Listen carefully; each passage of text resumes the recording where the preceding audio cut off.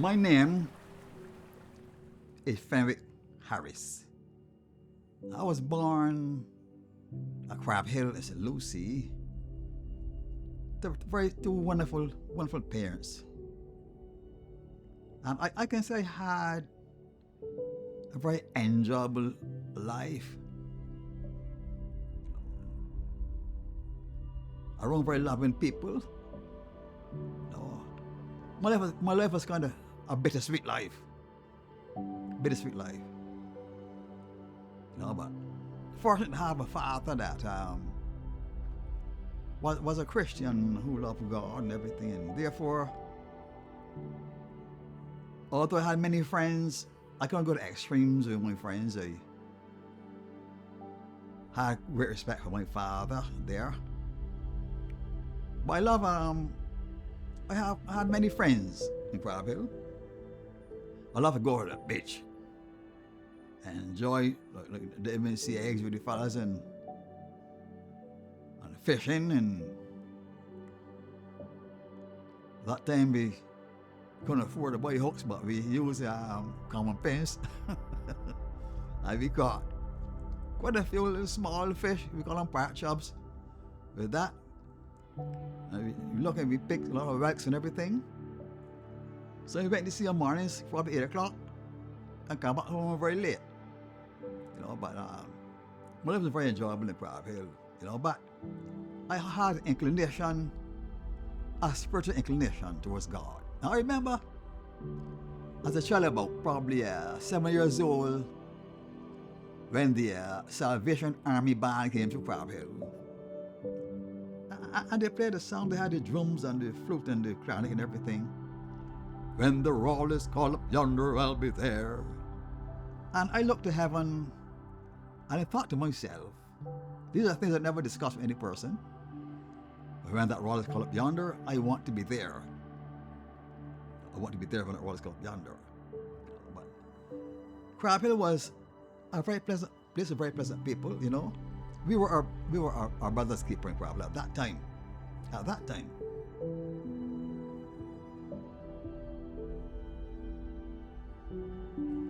I remember even the first day I went to school.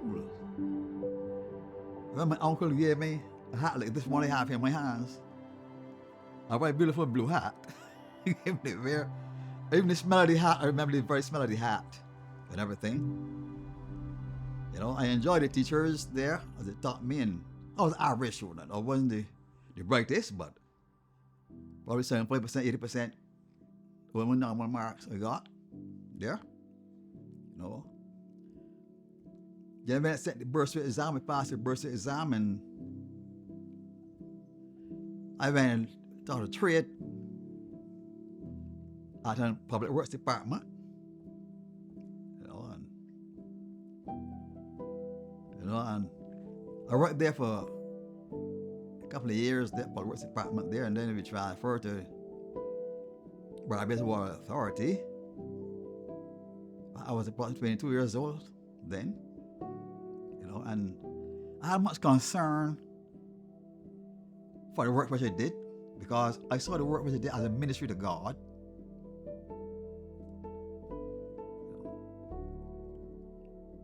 I did plumbing there, worked for a few years. Then I left and I went to Canada. But only spent a year because my wife was there with me. She took ill down there. It was a snowstorm. I took her to the doctor. She said the best place for her, because she had hypertension, was Barbados. So I had to bring her back. But there was no way I would stay in Canada and let my wife be in Barbados. So I called my department and asked if it's okay to return to the department, and they said yes, it's okay. So I returned, and I worked there quite a couple of years there. Before I got promoted to the post of superintendent of works. And I knew it was a ministry to God. The work that I got was a ministry to God, because I had much concern for the people of this country.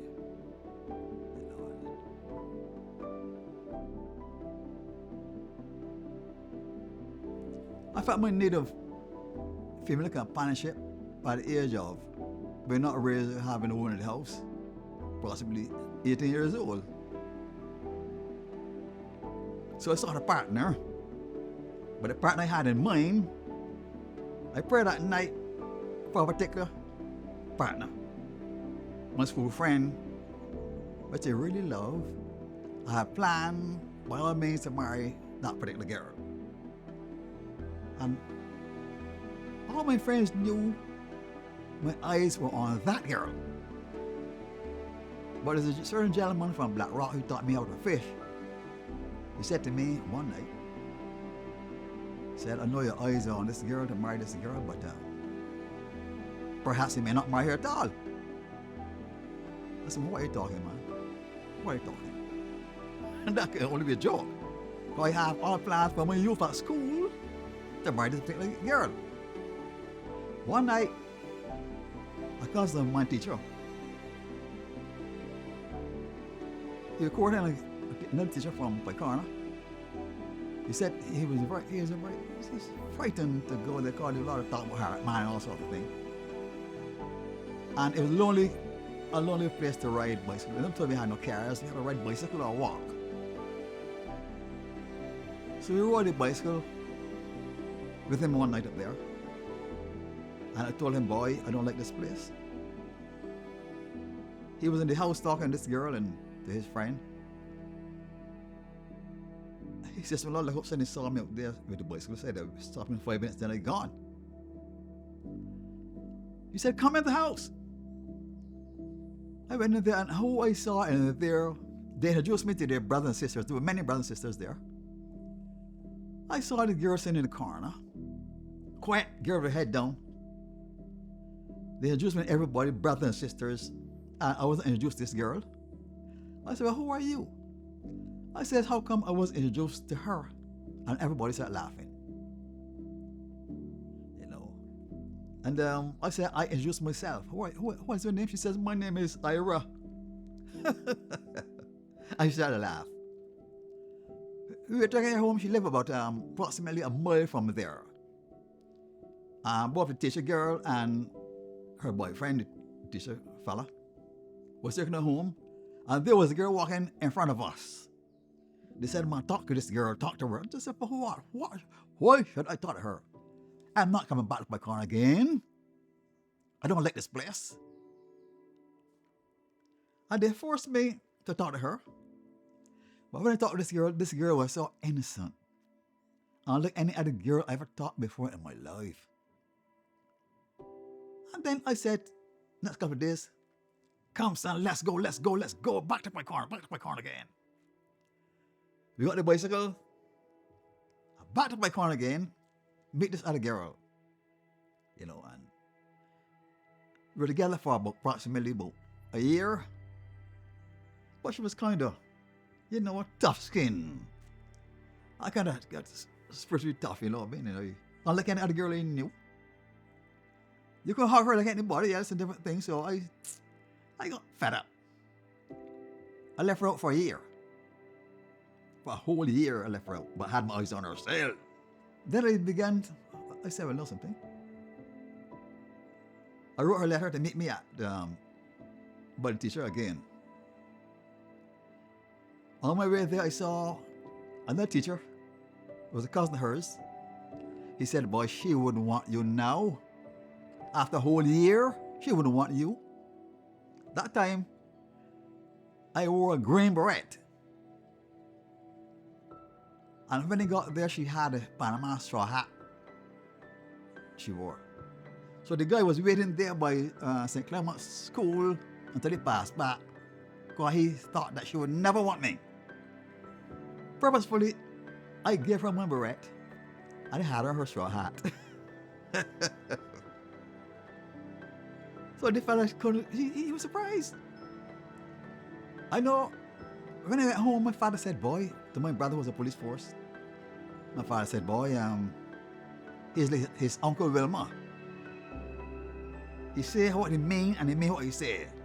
And surprisingly, those were the same words that Pastor Bullen spoke to me here a couple of weeks ago. He said, Fenwick, One thing about you, boy, you say what you mean, and you mean what you say. I told her, girl, he says, boy, Lloyd, that's my big brother. So he's going to marry her this time. Or else he would not go back up there. Because I know him.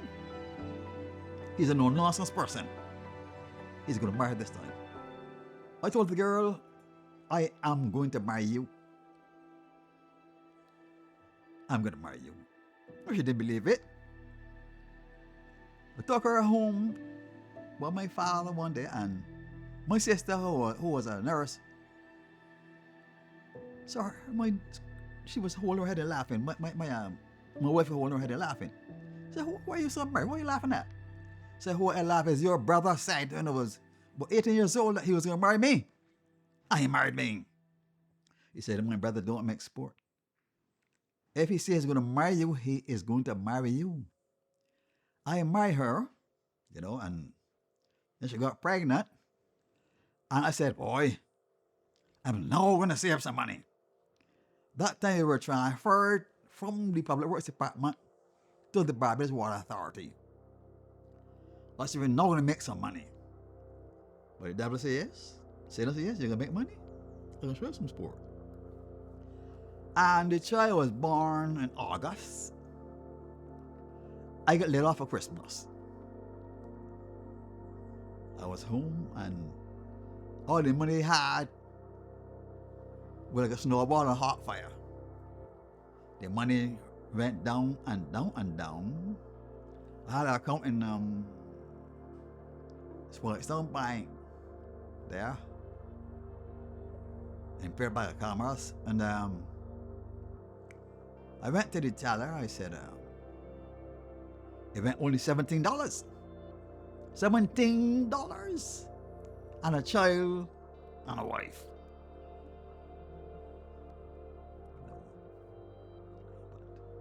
I was still in high spirits. I went to the bank and I said, I need to withdraw all of this money, $17. The man started laughing. He said, left on $1 to get the book, $1 to get the book. I said, okay, I want $16. When I got to Sandy Street, my father, who was a very poor fella, because he was a laborer in the highway transport, going to sports center with a bicycle. I said, where you go? He said, go to the bank. He want $5. In those days, it was money so. He wanted $5. I said, okay. I gave him $5 from $16 I had. My life savings. And I had $11, a wife and a child. But God is so good. So good. So good. Before that $11 expired, my old-time boss, who had a big track motorcycle, Mr. Ernest Yard, he came to me, and we lived across the pasture. He had read a motorcycle across the pasture to get to me. I said, Harris. He says, boy, if it wasn't you, I wouldn't come so far out here. He said, come to the Barbados Water Authority, April, and work there. So I began working at the Barbados Water Authority there. That time we had in Barbados one water tank.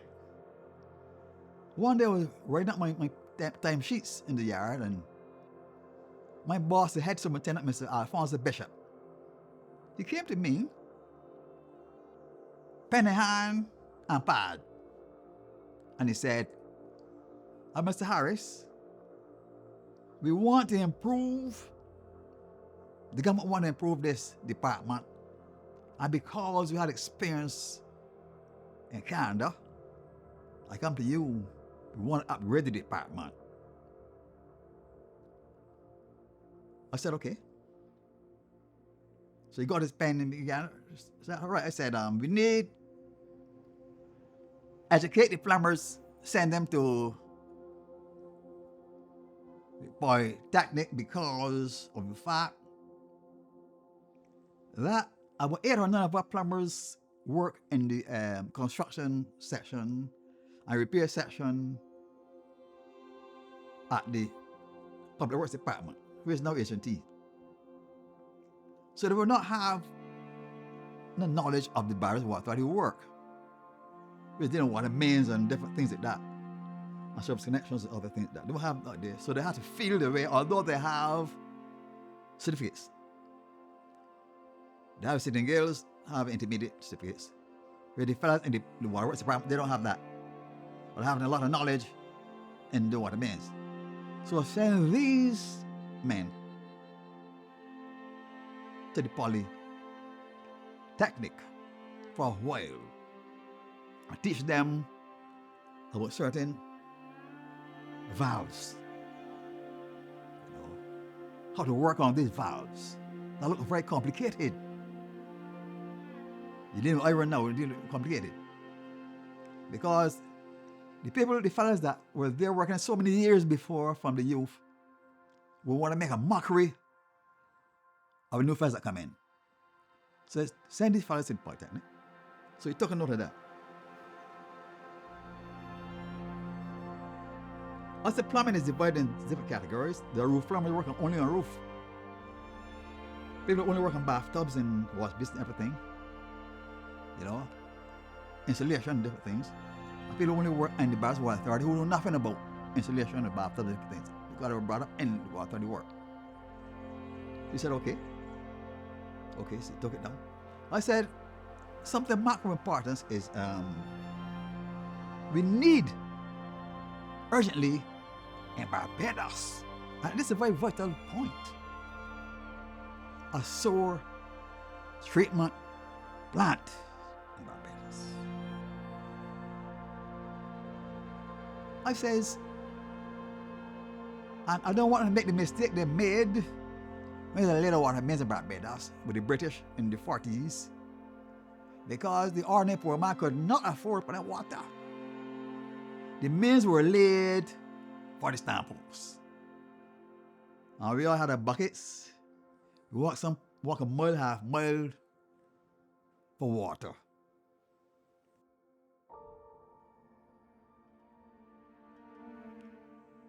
I have much reason to praise God because He heard my cry. I work I had a very hard job, hardest job I had in the Barriers Water Authority for 40 years. At Rock Hall in St. Peter. A job that seemed impossible to do. The fact being, we had a very long length of water main. And I had detected a leak in there, no water supply in that area. And the water was so poor. So poor. You know, it was almost impossible to find out where the leak was. Because the fact that the mains are 4 or 5 foot deep on the ground and you can't see the leak. I had 2 crews of men there for weeks on end, trying to find out where the main was. I asked for help from people who have had mechanical equipment plant trap. I got no help whatsoever. No help.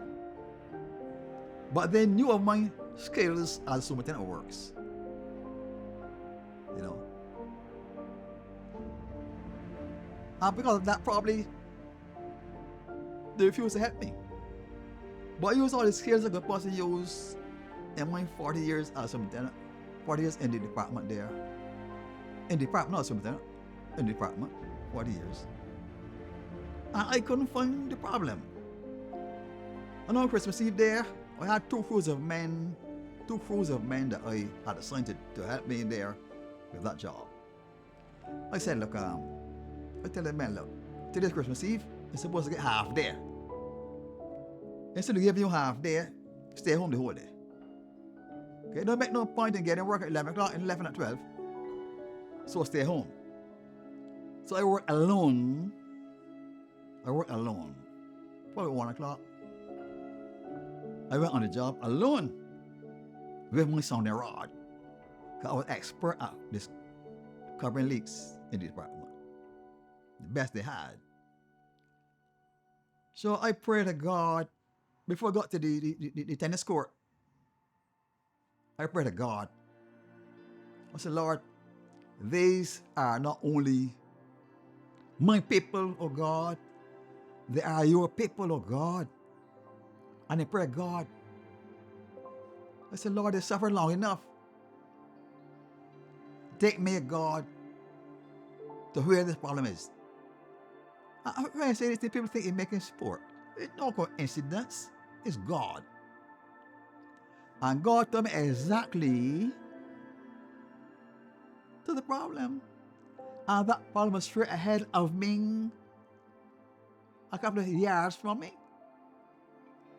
By an electric pole, I remember a house there, bungalow house there with a mustard colored gallery. An old lady was sitting there and there looking out. She saw me alone with the little brass rod testing there for the leak. I said there by the pole, and sometimes you get tricked by the wind blowing against the brass rod. They believe it's a leak. I said to the area there, and I saw like a tiny ant crawling on a paper bag. And it may sound strange, people who don't understand these things. I let's grip. And stop. Grip. And stop. Grip and stop. But when it went about 3 or 4 feet away from the area, I heard nothing. North and south of the area, I heard nothing. I said, I wonder if this is the wind tricking me. I put it on the electric pole, I heard nothing. I put it back to the area there. I said, I marked that area. I marked the area for the men to work on. But after I discovered where that leak was, because the mail was broken there. The mail was broken there. It was going underground. Then only after discovering where the leak was, the Deputy General Manager, Dr. John, he sent his men that I was asking for weeks and weeks. I didn't get the support. Only after he discovered the leak, where the leak was, did his men come. You know? And they met me in Pottstown and started shaking my hand there by course. They said, Harris, you are a giant. When we went with the mechanical equipment to find the leak, you had it marked already. An X there, you marked the X there where the leak was. Well, it was repaired and water came back to the area. Then we had a meeting there with the minister there at what school is St. Thomas there? The secondary school St. Thomas there. That secondary school St. Thomas there with the minister. And the Deputy General Manager wanted to take oh my God. He told the minister with him and his big guns came up and saw the problem. The same big gun that shook my hand and said, Harris, thank you for finding that leak. You know? But a man there, I was saying on the platform then, a man among the people there, seemed to be a well-to-do person. He said, that gentleman with the white shirt jack on that platform, he's the man that found the leak. But I never really, you know, I like Jesus Christ. It tell you, I think in Philippians 2:7, he said, but Jesus Christ, he made himself a no reputation, but took upon himself the form of a servant. You know? So I never sought reputation. I never got him in a meeting and said anything. It was me and not him. He talked to the foreign minister. You understand? I didn't say anything. No. So I don't see reputation. I've been in my place. I did my part. I'm sad for you. The happiest time of my life is now an old and gray-headed old man. I never saw it all of my life. God gave me supernatural joy. It's not about money. Not money. Because lots of money will only make me uncomfortable. I have nothing to worry about money, and I don't have to worry about checks and balances and anything. No. And sad. Why God provide for me? Spiritual things and temporal things. I like nothing. You know, they that put trust in God shall not lack any good thing. It's a good thing. At night I pray. I thank God for my neighbors, extremely quiet neighbors. I can arise in the night no filthy lyrics, no noise. They are very quiet people here. And that's a blessing from, it's not all about money. The blessing from God, how quiet and get up 10 o'clock at night. Not a song. I worship God is peace, not dance all about my house. You know? And I'm very happy. I've got wonderful grandchildren. You know, two that are not my real grands, I take care of two. And two real grands. You know, and wonderful children who love me very, very much. You know, very much. I just think, I said, look. I said that the mercy of God, the mercy of God's mercy. You know, the circumference of the mercy made to cover all my wrong. The circumference, like a circle, the circumference of the mercy made to cover all of my wrong, not some. All of my wrong. I know I have not been perfect. You know, but I try my best to do my best for God. I said, I do my best for thee, my Savior. I'm glad to yield my best all from day to day. Serving God, blessing God. There's none as sweet as serving God. I love being wholehearted, and I shall be wholehearted long as I live on the earth. That's my desire. You know, and when they say something as possible, I said, I mean it. I was in the Boy Scout as a little fella, Seal Methodist Church. I remember I vowed, on my honor, I promise to do my best to do my duty to God of the Queen, to obey my parents at all times and obey the Scout's law. And that stood with me. I was obedient to my father, even when he lived in Prague, living up in Cave Hill. And he asked to bring food for him and cooking today, and I was always obedient until he died in 1994 to my father. You know, obedient. And Pastor Bullen said, he said, and he said, I'm going to serve God this is my life. You see, nothing else matters. Nothing in this world will do. You know, Jesus, all my life revolves around Jesus Christ. I'm a Jesus man. I'm happy can be. God left me from worry. I worry about nothing. Nothing. No receipts, no expenditure, nothing at all. Just serve God. You know, it is suffering precedes glory. I have indeed suffered because the fact being that when Satan knows you're a child of God, he will attack you. Especially in marriage. And I tell you something now. I want the whole church to hear this. If you're married, especially when you're married young, the enemy will put a foot in your marriage. Whether you have education or not. Whether you try to hide it or not. But, you know, I tell you, to be forewarned is forearmed. So expect it.